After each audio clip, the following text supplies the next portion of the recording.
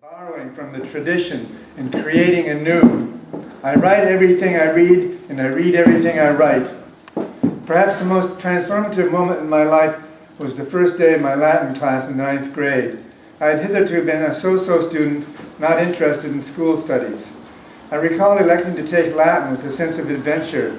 I immediately connected the first Latin words I learned that day with everyday Spanish words I heard at home all the time, such as Latin mensa equals Spanish mesa. I was at once plunged into a magical world, that of classical antiquity, but I was also oriented to a vocation of philological endeavors, connecting languages past and present. But nothing so much thrilled me as my introduction to Virgil and his epic poem, the Aeneid, whose verses at once stirred in me an urge to follow, to copy, to imitate, in a word, to create my own poetic world, based on the myth and fantasies of the Greco-Roman epos. I accepted the existence of the gods. Arma virum quecano Troiae qui primus aboris Italiam fato profugus, Laviniaque venet litora multum ille, et terris jactatus et alto vi superum saevae memorem iunonis ob iram. Multa quoque et bello passus dum conderet urbem, infereque Deus latio genus undi Latinum albanique patres, atque altae moenia Romae. Musa, mihi, causas memora, quo numine laeso, quibque dolens regina Deum, tot volvere casus, insignem pietate virum, tot adire labores impuleret, tantae ne animis caelestibus irae. This is Dryden's translation of those lines. Arms in the man I sing, who forced by fate and haughty Juno's unrelenting hate, expelled and exiled, left the Trojan shore. Long labors both by sea and land he bore, and in the doubtful war before he won the Latian realm and built the destined town, his banished gods restored to rights divine and settled sure succession in his line, from whence the race of Alban fathers come and the long glories of majestic Rome. O Muse, the causes and the crimes relate, what goddess was provoked and whence her hate? For what offense the Queen of Heaven began to persecute so brave, so just a man, involved his anxious life in endless cares, exposed to wants and hurried into wars? Can heavenly minds such high resentment show, or exercise their spite in human woe? These superb opening lines of the Aeneid, with all their marmoreal terseness and evocation of a totally mythical but real world, have remained indelibly in my mind as the origin of poetry, as I understand it. Majestic, yet cryptic, difficult to really translate, yet full of awe and distance, ultimately imbued with longing. And here too is the invocation to the Muse, without whose aid the poet would falter in his task. While I had first intuited what poetry was through Gray's elegy written in a country churchyard, or the Middle English round Sum it is acumenin, it was the epic poetry of Virgil that brought me to my feet, that woke me up, as it were, from the sleep of childhood. What I only vaguely suspected at first was that Virgil's great poem was an imitation, and that almost all works of poetry and art are basically imitations, if not copies of something that preceded them. I soon learned that without Homer, Virgil was nothing, that in fact the Aeneid was an attempt in Latin to combine the two great Homeric poems, the Iliad and the Odyssey, into one grandiose epos, celebrating the might of Rome and the glory of the Emperor Augustus. So Homer was the original. Before Homer there was nothing, if not the nebulous world of nameless bards singing deeds of yore. In a sense, then, all European poetry stems from Homer, and the successive generations of poets and their works have become the tradition of poetry. True, there have been other origins of European poetry in the Middle Ages, such as that of Beowulf, the Nibelungenlied, the Chanson de Roland, or the Norse sagas, but in the course of centuries, these two have melded into the older, more civilized tradition. Not much after my introduction to the classical world, I discovered James Joyce's great novel, Ulysses, which is professedly a very scrupulous imitation of Homer's Odyssey, episode by episode, the main characters representing Telemachus, Stephen Dedalus, Ulysses, Leopold Bloom, and Penelope, Molly Bloom. Joyce's novel became for me a model of what the possibilities were for basing a work on a classical antecedent. But if Joyce's Ulysses held me in thrall, his massive, enigmatic, and puzzling prose poem, Finnegan's Wake, utterly captured me once and for all. Encapsulated in this labyrinthine text are aspects and references to universal myth, history, and literature. The incessant punning, punctuated by frequent, often mysterious lyric outbursts, make of it a work one never stops reading. In addition to being an imitator of Virgil and the classical authors, I now became an imitator of James Joyce. The following excerpt actually begins with the last phrase of the wake, followed by the opening of the work, to demonstrate the implicit circularity of this fabulous piece. Away, alone, alas, loved, along the river run past even atoms from swerve of shore to bend of bay, brings us by a commodious vicus of recirculation back to Howth Castle and environs. Sir Tristram Violer d'Amores, for over the short sea had Passencor re-arrived from North Armorica, on this side the scraggy isthmus of Europe Minor, to wilder fight his penisolate war, nor had Topsawyer's rocks by the stream Okanee exaggerated themselves to Lawrence County's gorgos, while they went doubling their mumper all the time, nor a voice from a fire bellows to Mishi to Tough thou'rt Petrick, not yet, though Benny soon after had a kid's cat butt-ended of bland old Isaiah, not yet, though all's fair and Venacy were Sosie Soster's wroth with Ton Nathan Joe. Wrought a peck of Paw's malt, had gem or shen brewed by arclight, and Rory and the Reagan, and to the end to the Reagan bro was to be seen ringsome on the aqua face. The following are two poems of mine written in the early 21st century, exemplifying the twofold indebtedness of Virgil and Joyce. The first one is entitled Virgilian.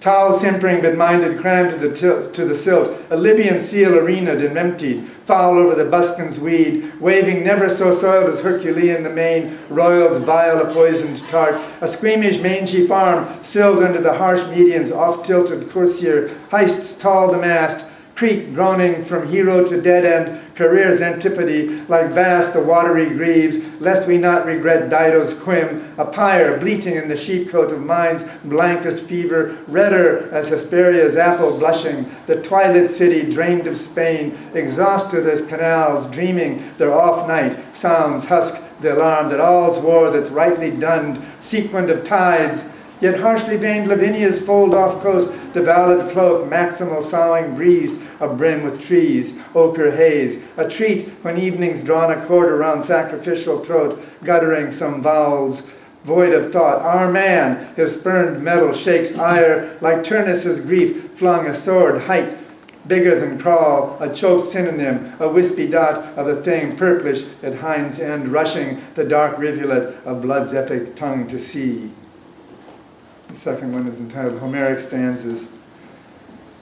Something's tumbled foil to our aunt's crusade, how flung to far armed main, Venus, her spoiled son, sure to glory, gained a fistful eye of folly famed, who on his back inert did wine spout for fair Galatea, milky spurn, though Etna, her insurance, maimed a dactyl. Did Lavinia's shore have her hamwich? Did Lydia pluck her a reed sword? Switch ashes, flames, gust, and gore, ever epic the sun-blotted sky, its pyre of orange and dusty relics, like poesy gone astray, yet foam-flecked battle, the hero's spore, never-ending lyra, the broken cat-string, bore through nebulous God-sprung, the twy-fanged fleece loved by Medea's twain dead kinder. Alas, beware unarmed, the wandering Lyces, his Greek food sore, in victual-spattled armor to the core. Thus did the pork-fit one the neat herd, strut as stuffed galore, in midday's gloved, and tuskered as only bristled by Circe can. So did the whelp between gushing waves, took space and tide, to die, toss a mire of mind, and tumbled Diddy's nasty girl, who him plucked from the oval shore, Nausicaa by name, her washing meantime by purples, woven watery, sucked her love, to heaven's height, her breast a prayer, did rove a rambling cloudwork fretted, like thunderous Jove's incensed ire, a fly descend to madden, whosoever this plight intend turn to bull roaring over rumps of Europe's blankest floor. Hair and suet, the languid moon recover and mountainous, despite the anger of Ilium's sotted blur. Do myths take umbrage in weedy converse to avenge the nightly weft? Dark planets swerve off course, the billows chastened mar and whelm the myrmidons in black, suit who harbor insecticides in pyre. Smoking jets to stench of Hades' house, infernal chewing rugs of diamond stitch. Our heroes end in truth of lattice blight.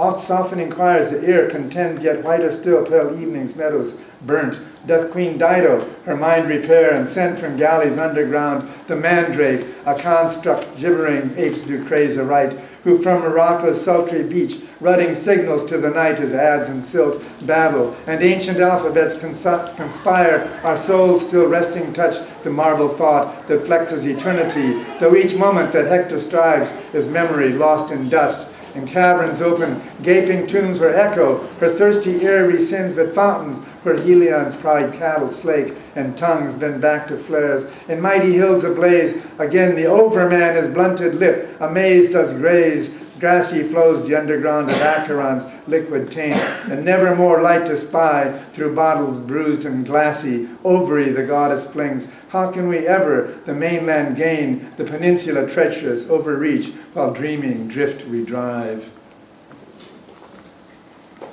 Thank you. Without going into an analysis of the passage from Finnegan's Wake, it is apparent that Joyce is incorporating in his fluid, pun-driven style all manner of elements: linguistic, psychosocial, historical, mythical. These are the elements as interpreted in the dream, where everything, in particular words, all run together, as if trying to express some elemental plot or thought stream. One might well ask, what is the difference between this and Dada, or more specifically, surrealism? Movements that sought to mind the unconscious by breaking all the rules of logic and grammar. Clearly this passage is too well thought out to be considered automatic writing, as some surrealist texts might be. It would seem, however, that both the prose of Finnegan's Wake and surrealism derive from Freudian and or Jungian theories of the subconscious, wherein universal myth or archetypes abound in a free-fall chaos of juxtapositions. After some intuitive explorations in modern poetry, I hit upon surrealism and felt a profound connection with it. At first I read the French surrealists, Breton and Éluard, etc., but then I turned to the Spanish surrealists, Lorca and Vallejo in particular, and that connection became an electric current for me. Of the American poets influenced by that movement, Frank O'Hara and especially Philip Lamantia deeply influenced me as well. I'm going to end my session with one of my early surrealist poems. Mechanical Pianos. The statue of Lenin is multiplied 6 times. Mary Lou and her cadaver and her mythic breast float through the fog and slime. Mary Lou, I remember your stepfather and his carabines and the nostalgic Saturday nights in the frozen garden. Mary Lou has never grown older than 18 and suffers forensic decay in all of her teeth. Mary Lou has never been to the mountain where they mine the gold's ultimate seizure. Mary Lou is a midden heap where literature is exercised for its pretended shepherds. Mary Lou gets her shadow drunk on wood alcohol. It is laughing and raging between sheets of sky. Mary Lou lives with the disemboweled monkeys in a jungle of septic tanks and automobile parts. Mary Lou is dead. She is more dead than Israel, the angel who fornicated with the city of Chicago.